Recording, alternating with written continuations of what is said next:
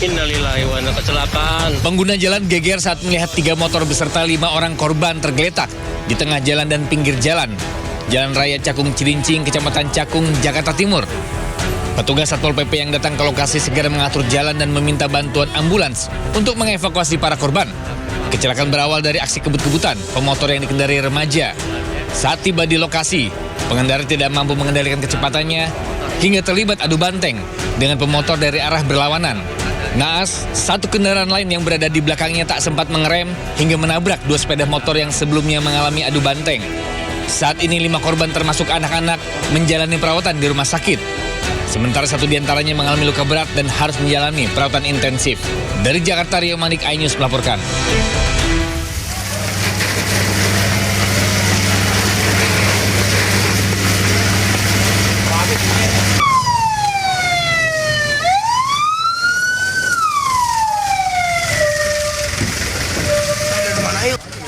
Kobaran api menghanguskan pabrik pengolahan plastik di Jalan Kalibaru, Kecamatan Pakuaji, Tangerang, Banten. Banyaknya material yang mudah terbakar, ditambah kencangnya angin, membuat api cepat membesar. 13 mobil damkar dikerahkan ke lokasi. Petugas berupaya mencegah kobaran api menjalar ke pemukiman warga.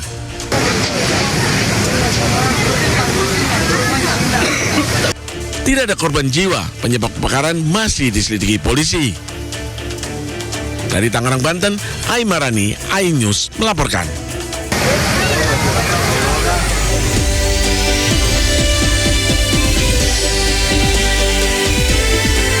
Pemadaman bergilir di sejumlah wilayah di Indonesia beraroma korupsi. 450 miliar lebih yang melibatkan Jampitsus.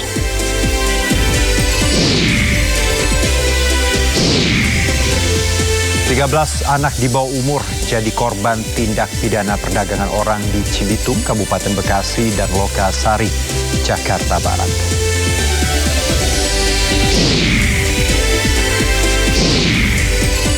Gencatan senjata dengan Iran berakhir. Amerika Serikat dan Iran kembali saling serang.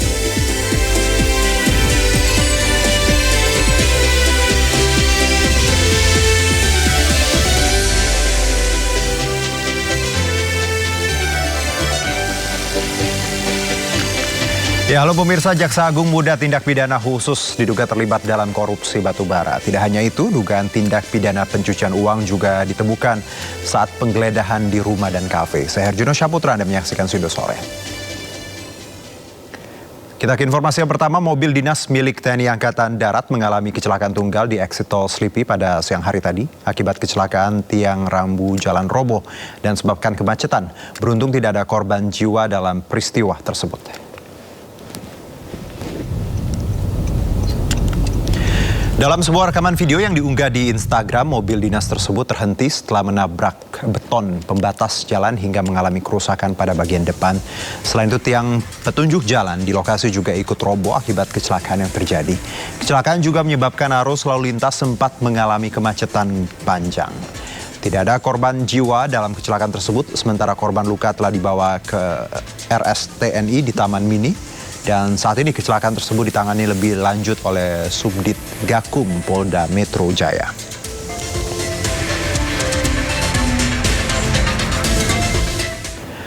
Pemirsa, rumah mewah hangus dilalap api di Jalan Tanah Abang, 5 Gambir, Jakarta Pusat. Warga panik dan berusaha mengevakuasi kendaraan roda 4 yang terparkir di garasi rumah. Informasi ini juga akan kami hadirkan di segmen berikutnya.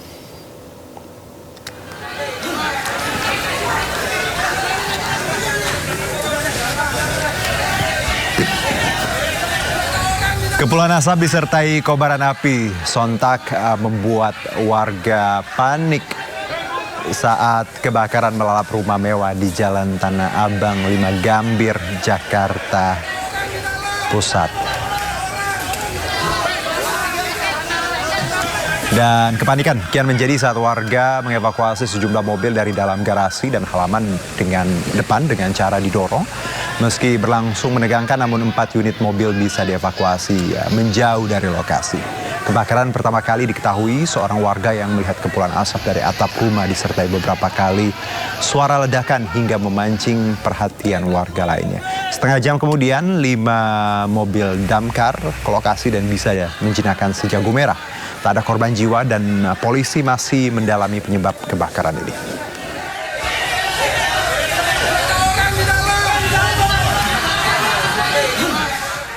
Ya, kita beralih ke informasi lainnya. Pemirsa, Roy Suryo dan Dr. Tiva mengaku mendapat ancaman pembunuhan menjelang persidangan terkait polemik ijazah Jokowi. Roy dan Tiva juga mengaku mendapat berbagai bentuk intimidasi. Orang saya bilang borgolai saya semua polisi saya bilang memang benar. Kalian mau bunuh Roy Suryo sama Dr. Tiva saya bilang. Semua lain kok.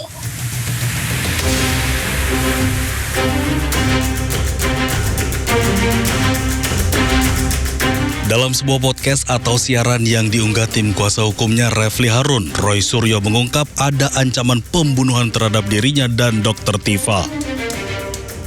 Ancaman pembunuhan diungkap Roy Suryo terjadi di luar rumah sakit usai dirinya menjalani pemeriksaan kesehatan pasca penangkapan. Menurut Roy dan Tiva, ancaman yang muncul tidak membuat mereka gentar karena seluruh aktivitas terdokumentasi melalui siaran langsung. Roy dan Tiva juga menilai ancaman dan intimidasi menunjukkan ada pihak-pihak yang khawatir menghadapi proses pembuktian di pengadilan. Akan sidang itu, sidang kita betul. Kalau kami kan siap, bismillah, kita siap, udah persiapkan segala macam ilmu hukumnya kita siap dengan mengelola kita. Kemudian kita juga sudah rapat, kita sudah simulasi. Jadi kita siap. Yang nggak siap itu bikin kayak gini nih, bikin teror, bikin intimidasi, segala macam cara mereka lakukan. Yang mereka katakan itu padahal kita bukan aib, itu kan sesuatu yang biasa aja. Itu kan terjadi, itu biasa. Siapa orang punya kan? Ada tuh yang teriak-teriak di luar rumah sakit. Berani banget. Emang berani saya karena benar. Katanya mereka juga berani ngapa-ngapain. Orang saya bilang borgolai saya semua polisi saya bilang memang benar. Kalian mau bunuh Roy Suryo sama Dr. Tiva saya bilang. Semua lain kok. Enggak bisa. Karena kami lain pusat satunya live. Diri ini udah tahu mau dipaksakan ini. Itu aja. Dr. Tiva akan menjalani sidang kedua yang beragendakan pembacaan keberatan atau eksepsi pada Kamis 9 Juli. Sementara Roy Suryo akan menjalani sidang pra-peradilan keduanya terkait status tersangka pada Jumat 10 Juli. Pada pra-peradilan pertama terkait penangkapan, penggeledahan, dan penahanan, Majelis Hakim memenangkan Roy Suryo. Dari Jakarta, Tim Liputan iNews melaporkan. Ya, sidang lanjutan kasus ijazah Jokowi kembali digelar di Pengadilan Negeri Jakarta Timur. Sidang beragendakan pembacaan keberatan atau eksepsi dari kubu Dr. Tiva. Sidang dimulai sekitar pukul 9 waktu Indonesia Barat. Sidang beragendakan penyampaian keberatan atau eksepsi dari pihak kuasa hukum terdakwa Dr. Tiva terkait kasus dugaan fitnah dan pencemaran nama baik atas ijazah Jokowi. Dalam eksepsinya, kuasa hukum Dr. Tiva menyatakan dakwaan yang dibacakan jaksa pada sidang sebelumnya tidak berdasar. Kuasa hukum Tiva menilai harusnya jaksa menuntut terdakwa berdasarkan alasan yang jelas.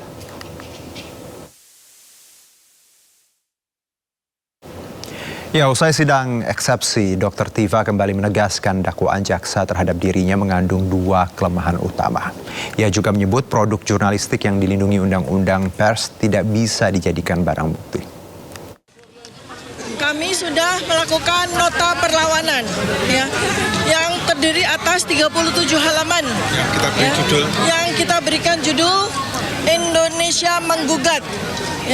Dugaan ijazah palsu Jokowi adalah sebuah cermin krisis multidimensional bangsa ini. Pada beberapa hal nanti akan secara rinci disampaikan oleh advokat saya. Yang pertama adalah bahwa surat dakwaan yang diajukan kepada saya itu secara penuh setelah kami pelajari mengandung 2 kelemahan utama yang membuat sidang atas nama saya sebagai terdakwa tidak bisa lagi dilanjutkan, yaitu terjadi error in objecto dan error in persona. Apa artinya? Objek yang didakwakan kepada saya itu salah secara objek. Ya, karena yang saya dan Mas Roy Suryo lakukan pengkajian adalah benda digital, objek digital yang beredar di internet yang dimiliki oleh saudara Dian Sandi. Kami sama sekali tidak melakukan pengkajian, komentar apapun terhadap dokumen digital yang diakui oleh saudara Joko Widodo. Karena secara fakta, saudara Joko Widodo tidak memiliki ijazah dalam bentuk digital. Jikalau memang benar beliau adalah lulusan Fakultas Kehutanan UGM tahun 1985, jikalau benar, maka dokumen yang dimiliki adalah dokumen yang bersifat analog. Ya, usai menang sebagian gugatan pra-peradilan, Roy Suryo bersiap untuk sidang gugatan pra-peradilan kedua yang akan digelar Jumat besok. Roy Suryo kini juga mengincar pembatalan status tersangkanya di pra-peradilan kedua. Pra-peradilan terbaru ini akan menjadi upaya hukum yang ditempuh terkait sah atau tidaknya penetapan tersangka. Penetapan tersangka menggunakan pasal 32 Undang-Undang ITE yang dinilai Roy dan tim kuasa hukum tidak sesuai. Selain gugatan pra-peradilan kedua, Roy Suryo juga telah mengajukan gugatan perbuatan melawan hukum ke Pengadilan Negeri Jakarta Utara.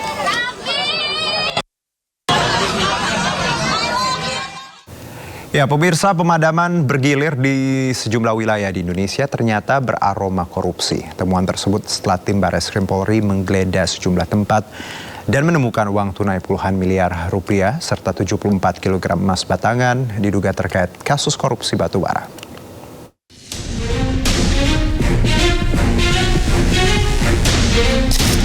Penggeledahan polisi di sebuah rumah mewah di kawasan Sentul, Bogor, Jawa Barat menemukan barang bukti fantastis. Tim penyidik membongkar berangkas rahasia di balik dinding bermotif kayu dan menemukan 7 koper besar. Berisi 74 kg emas, 4 juta lebih uang dolar Amerika dan 14 juta uang dolar Singapura, serta uang rupiah 100 juta. Totalnya diperkirakan mencapai 479 miliar rupiah. Penggeledahan ini terkait penyelidikan kasus korupsi batu bara PLN, Asabri, dan PT Krakatau Steel.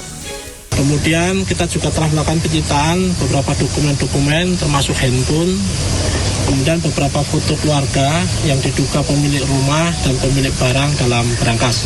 Selanjutnya barang bukti akan kita lakukan penyitaan. Saya kira itu. Selain di Sentul, tim penyidik kepolisian juga menggeledah restoran Dekelan dan jasa penukaran uang Point Money Changer di kawasan Cipete, Jakarta Selatan. Dari dalam restoran, penyidik menemukan berangkas tersembunyi di balik lemari kayu. Berangkas berisi uang dolar Amerika dan Singapura senilai total 67 miliar rupiah. Sementara di dalam Money Changer, penyidik menyita uang 7,2 miliar rupiah. Bersama barang bukti, polisi membawa 3 karyawan untuk dimintai keterangan. Sebelumnya, polisi mengungkap korupsi pengadaan batu bara mengakibatkan pemadaman bergilir atau blackout di sejumlah wilayah di Indonesia. Praktik korupsi mengakibatkan terganggunya pasokan batu bara di sejumlah pembangkit listrik. Tim Liputan iNews melaporkan. Ya, jadi itu salah satu penyebab kita sering mati lampu ya pemirsa. Nah, kami coba rinci lagi pemirsa tentang barang bukti sejumlah uang yang digeledah Barreskrim Polri. Yang pertama di Cafe The Clan Signature ditemukan, aduh ini susah nyebutnya ya, 3.130.000 dolar Singapura, setara kurang lebih dari 37,71 miliar rupiah. Kemudian uang sebesar, ini juga susah nyebutnya, 889.965 US dollar. Kurang lebih 16,09 miliar rupiah. Dan juga ditemukan uang rupiah, pecahan rupiah, 259,16 juta rupiah. Dan total semuanya diperkirakan mencapai 67 miliar rupiah.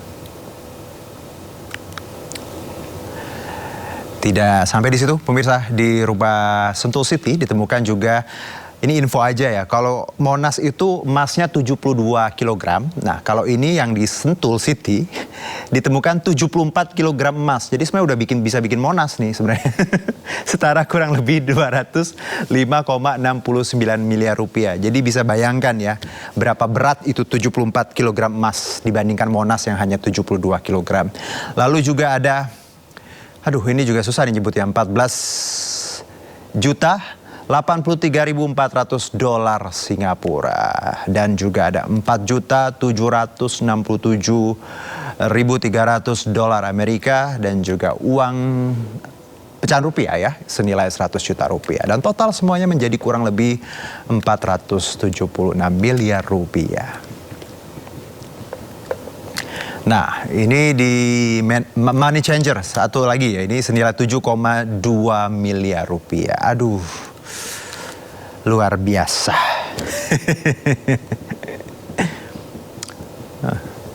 Nah, sementara itu pemirsa, kemarin malam Rumah Jaksa Agung Muda Bidang Tindak Pidana Khusus Jampitsus Febri Adriansyah di Kramat Pela, Kebayoran Baru, Jakarta Selatan dijaga ketat aparat TNI.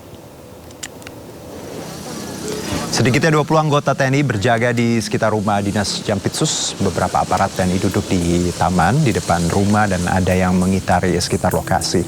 Juga terlihat sejumlah mobil berplat dinas TNI, namun tidak terlihat aparat kepolisian berada di sekitar lokasi. Penjagaan rumah Jampitsus oleh TNI dilakukan usai penggeledahan restoran The Clan dan juga Point Money Changer oleh tim kepolisian. Meski demikian, Kapuspen TNI menyatakan penjagaan tentara di rumah Jampitsus Febri Adriansyah tidak berkaitan dengan isu yang sedang berkembang. Dan Mabes TNI buka suara terkait penjagaan di rumah Jampitsus Febri Ardiansyah. Menurut Kapuspen TNI Brigjen Muhammad Nas, pengamanan dilakukan atas permintaan kejaksaan sesuai dengan ketentuan yang berlaku tentang perlindungan jaksa. Ya, Kapuspen TNI juga menyebut bahwa pengamanan tidak berkaitan dengan isu saat ini dan penggeledahan di sejumlah lokasi merupakan wewenang Polri.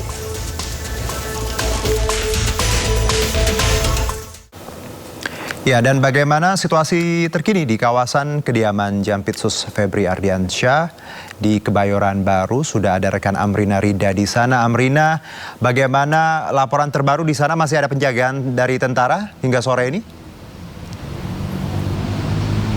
Iya, Juno dan juga pemirsa, kalau berdasarkan pantauan kami pada sore hari ini di rumah dari Jampitsus Kejagung RI Febri Adriansyah, ini nampaknya memang sudah tidak terlihat lagi adanya penjagaan yang ketat dari aparat TNI dan cukup berbeda dengan situasi pada malam kemarin. Ini kita akan coba untuk lihat situasi terkini terlebih dahulu. Visualnya ditampilkan oleh juru kamera kami, Jamie Jasin. Seperti inilah situasi terkini di area luar dari rumah Jampitsus Febri Adriansyah, yang mana kita ketahui bersama bahwa pada hari Rabu malam kemarin sempat dijaga ketat oleh puluhan aparat dari TNI. Nah, cukup berbeda kalau kami pantau sore hari ini sudah nampak cukup sepi, tidak terlihat lagi adanya aparat berseragam yang berjaga di depan rumah. Namun meskipun demikian, beberapa kali kami pantau sejak pada siang hari hingga pada sore hari ini masih nampak sejumlah petugas dari pihak kejaksaan yang keluar masuk begitu ya dari rumah Febri Adriansyah, meskipun memang ketika kita minta keterangan ataupun juga statement dari pihak Kejaksaan Agung ataupun juga pihak Kejagung yang keluar masuk, ini tidak dapat ataupun juga tidak ada satupun yang berkenan untuk memberikan statement berkaitan dengan alasan mengapa kemarin ada puluhan aparat TNI yang melakukan penjagaan di rumah Febri Adriansyah yang berlokasi di Kebayoran Baru, Jakarta Selatan.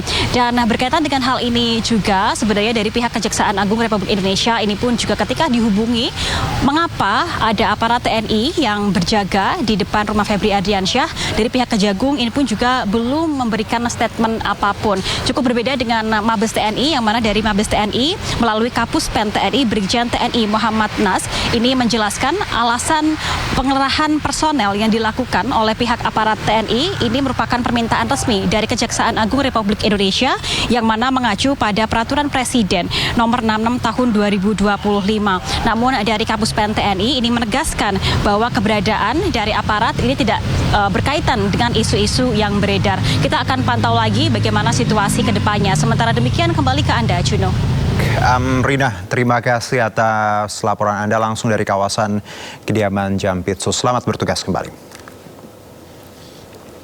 Ya, pengamanan Polda Metro Jaya diperketat pasca penggeledahan di 12 lokasi terkait penanganan 3 kasus korupsi.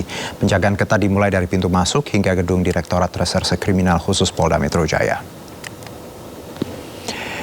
Ya, berbeda dengan hari-hari biasa, penjagaan markas Polda Metro Jaya hari ini pemirsa diperketat. Sejumlah personel BRIMOB ditempatkan di beberapa titik, dimulai dari pintu masuk hingga ke gedung Ditreskrimsus. Patroli keliling juga dilakukan. Penjagaan diperketat pasca penyidik Kortas, Tipikor Polri dan penyidik Ditreskrimsus Polda Metro Jaya menggeledah 12 lokasi dalam sejumlah kasus dugaan korupsi. 3 kasus korupsi tersebut antara lain pengadaan batu bara yang memicu pemadaman listrik, korupsi Asabri dan penyelesaian hutang PT CBS kepada anak perusahaan Krakatau Steel. Saat penggeledahan penyidik menyita 74 kg emas dan uang tunai mencapai 476 miliar rupiah. Ya, kita coba pantau situasi terkini di Polda Metro Jaya. Ada rekan Kevin Pakan di sana. Kevin, kalau tadi diberitakan ada penjagaan yang lebih ekstra seperti itu di Polda Metro Jaya. Apakah benar, Kevin?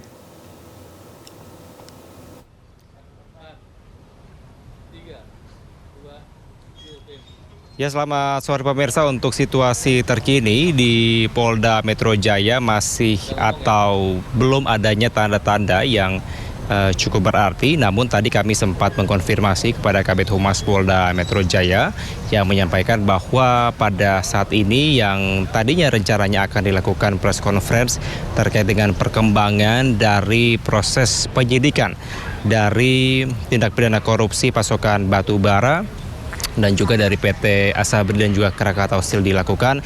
Namun dikonfirmasi pada sore hari ini tidak jadi dilakukannya press conference.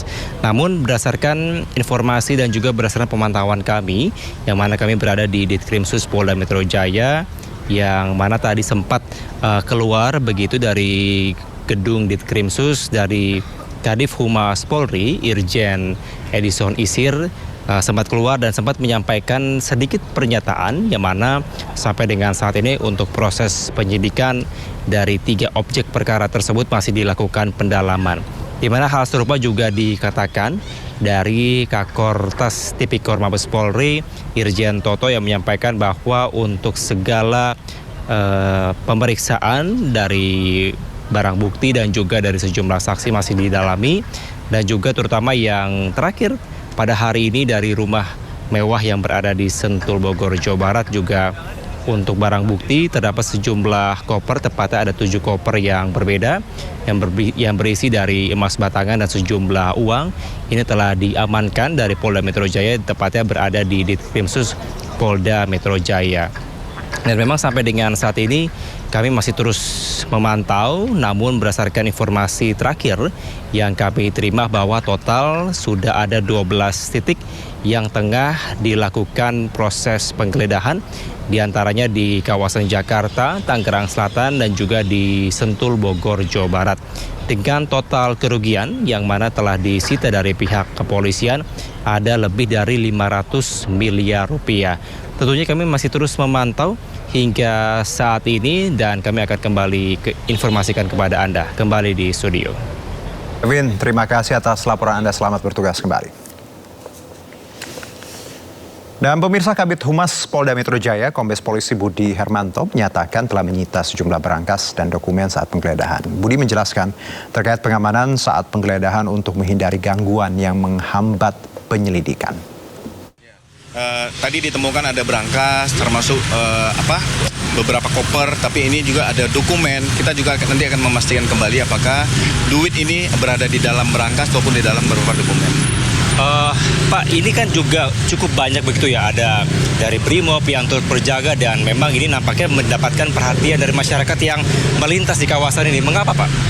Ya, kami melaksanakan ini sesuai dengan standar operation prosedur untuk terhadap adanya gangguan-gangguan. Kalau adanya gangguan-gangguan ataupun pihak-pihak yang mencoba menghalangi, menghambat proses penggeledahan. Proses penggeledahan ini bagian dari proses penyidikan. Dan kami sampaikan bahwa ada suatu ketentuan perundang-undangan di pasal 21 Undang-Undang Tindak Pidana Korupsi bahwa orang yang menghalang-halangi dapat dipidana melalui proses tersebut.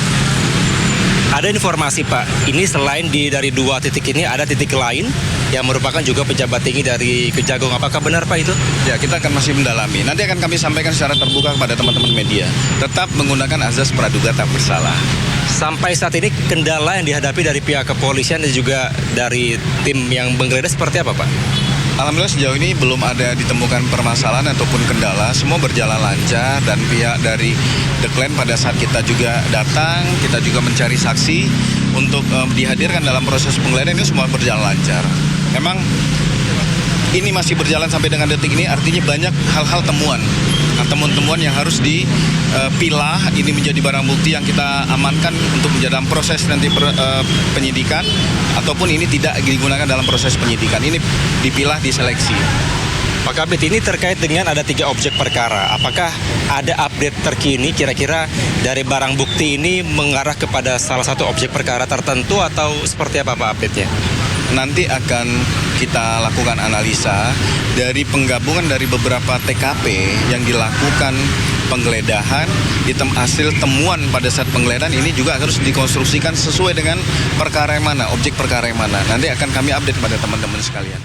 Komisi 3 DPR RI menanggapi kondisi pasca penggeledahan di sejumlah lokasi terkait dugaan mega korupsi batubara yang tengah diusut polisi, yang diduga melibatkan seorang jaksa agung muda pidana khusus.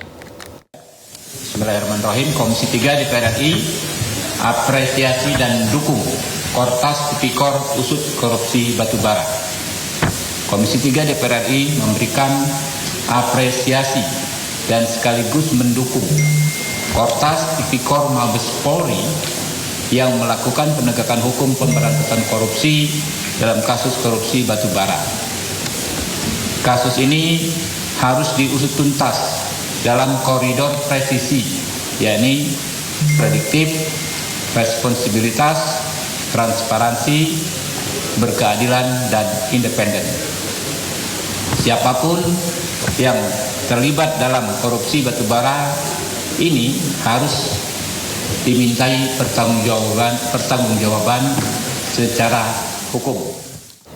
Baik, pemirsa, sebelumnya Polri ungkap sejumlah wilayah alami pemadaman bergilir atau blackout akibat korupsi pengadaan batubara. Modus dari praktik korupsi ini diduga terjadi akibat manipulasi dokumen kualitas batubara yang dikirimkan atau dipasok.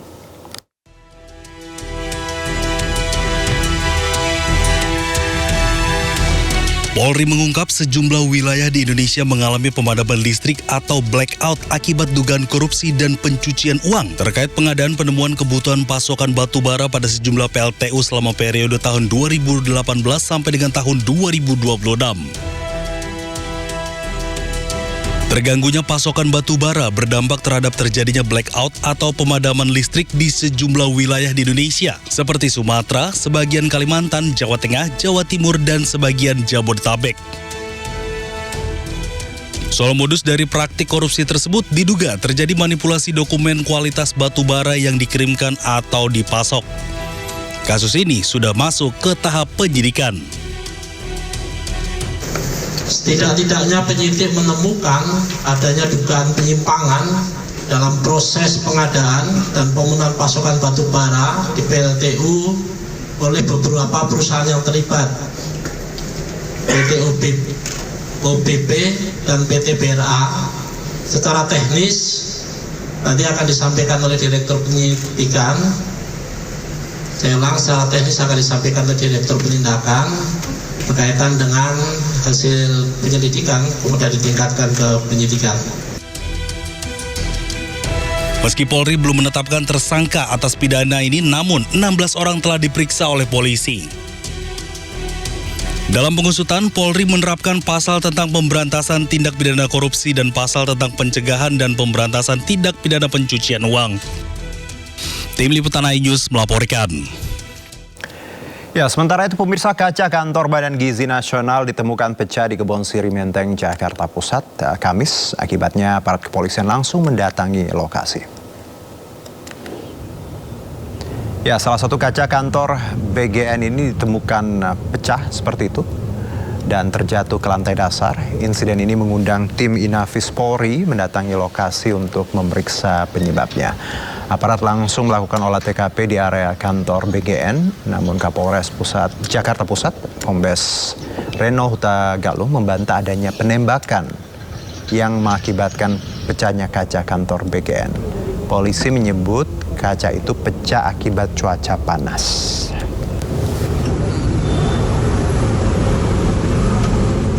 Jadi bukan penembakan ya, kesimpulan sementara akibat cuaca panas. Nah, kita ke informasi yang juga viral. Ini Kepala Dinas Kesehatan Provinsi Banten, Ati Pramuji Astuti, kesal saat sejumlah wartawan melakukan wawancara.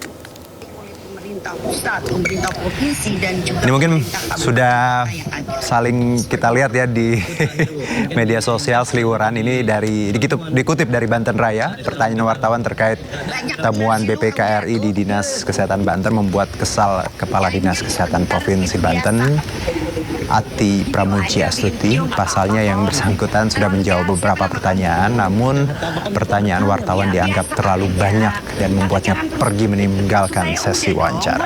Di mana dalam laporan hasil pemeriksaan BPK, proyek pengadaan Videotron senilai 2,77 miliar rupiah di Dinas Kesehatan Provinsi Banten menjadi salah satu temuan. Videotron itu adalah media urgensi Videotron dengan pelayanan kesehatan, Bu. Mengingat ini kan nggak ada. Oke. Videotron itu adalah media promosi kesehatan. Di mana saat ini dunia kesehatan ini adalah bukan hanya sekedar mengobati, tetapi lebih pada titik utama upaya promotif dan preventif. Promosi ini bukan hanya dari Videotron, tetapi dari berbagai macam media yang dilakukan baik oleh pemerintah pusat, pemerintah provinsi, dan juga pemerintah kabupaten kota yang ada. Seperti itu. Bu, terakhir Bu, ini kan di Dinkes selalu jadi temuan Bu, dari tahun ke tahun. Banyak benar sih lu, udah tuh. Janji sebentar itu biasa. Video aja, bikin video nggak apa-apa kok. Terlalu jahat, siapa nama kamu? Jahat apa, kan kita bertanya Bu? Ya biasa aja. Tapi jangan terus. Maksud saya udah dong, boleh dong saya menyelesaikan selesai. Iya, artinya gitu. Ya, baik Ibu ya. Sabar atuh Ibu ya. Baik, kita ke informasi berikutnya pemirsa. Majelis Hakim Pengadilan Negeri Indramayu menjatuhi hukuman mati terhadap terdakwa pembunuhan sadis satu keluarga yang terjadi Agustus 2025 lalu. Vonis hakim ini sesuai dengan tuntutan jaksa penuntut umum yang disambut sujud syukur keluarga dan kerabat korban.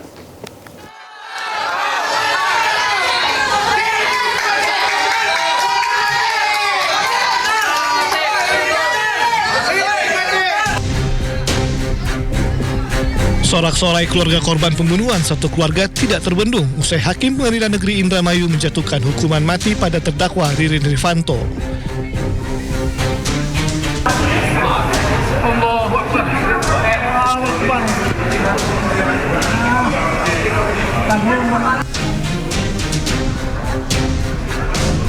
Keluarga, kerabat dan kuasa hukum juga melakukan sujud syukur atas putusan hakim tersebut.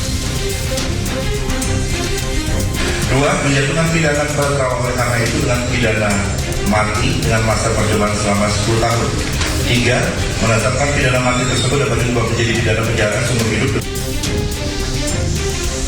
Sebelumnya dalam sidang yang dipimpin Hakim Wimi Desimarmata memvonis terdakwa Ririn Rifanto dengan hukuman mati. Majelis Hakim menilai terdakwa terbukti secara sadar meyakinkan melakukan pembunuhan berencana serta tindak kekerasan terhadap anak yang mengakibatkan kematian. Keadilan tetap ada di tempatnya di sini, bukan bermain drama. Polisi tidak salah tangkap, itu harus diluruskan juga. Jaksa penuntut umum tidak salah dalam dakwaannya. Majelis Hakim sudah memvonis sehingga keputusan sudah inkrah. Saya yakin banding pun akan ditolak karena tidak ada pembuktian sedikit pun.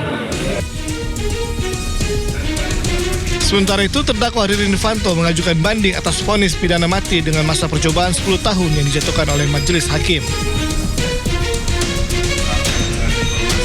Bahwa terdakwa mengajukan upaya hukum banding sehingga belum berkekuatan hukum tetap. Jadi saya selaku juru bicara dan termasuk hakim terikat dengan kode etik dan pedoman perilaku hakim, jadi tidak bisa mengomentari isi pertimbangan majelis hakim dalam menjatuhkan pidana.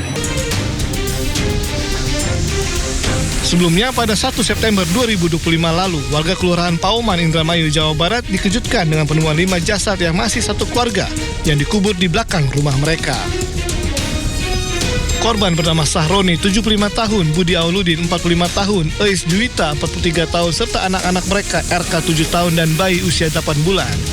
Satu keluarga ini dibunuh 2 orang, di mana salah satunya merupakan pegawai bank penagih utang. Pelaku dendam karena uang sewa mobil tidak dikembalikan dan juga ingin menguasai harta korban. Dari Indramayu, Jawa Barat, To Iskandar, iNews melaporkan.